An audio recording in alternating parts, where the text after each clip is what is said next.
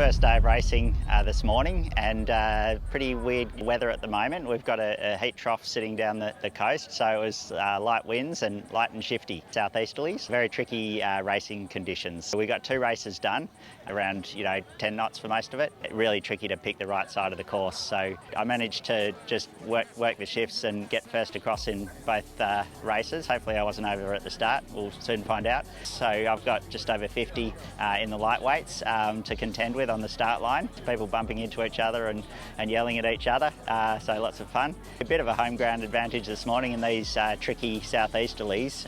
The wind sort of tends to come out of one corner or the other, and so you can come around the bottom mark and just have a good look which side looks the best and make a beeline for that. They're a pretty technical board, we're finding out. Everything we thought we knew we're changing as each year goes by, so we're learning a lot. So it's kind of like a laser, the very simple rig, but it's almost very technical one to tune.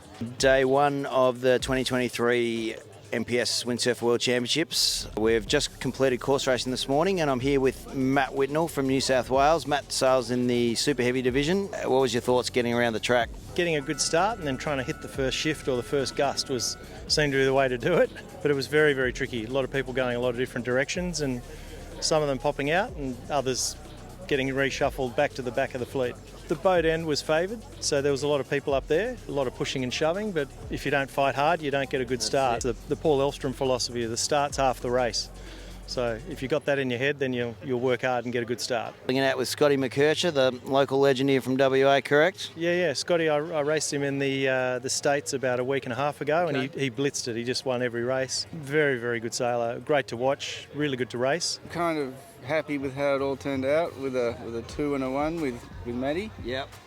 Because it's so fluctuating out there. You could have gone from first to last in an instant. What were your thoughts getting up and off the line? Just clear air, mainly try and stay away of the trouble, like the cluster of the boat, so a little bit down, but not too far down. I saw some pressure in the corner and actually saw this boat coming down. I was like, oh yeah. Nice. And I managed to hook onto it, and it just took me upwind at a rate of knots and got a gap. Yeah. A lot of ground.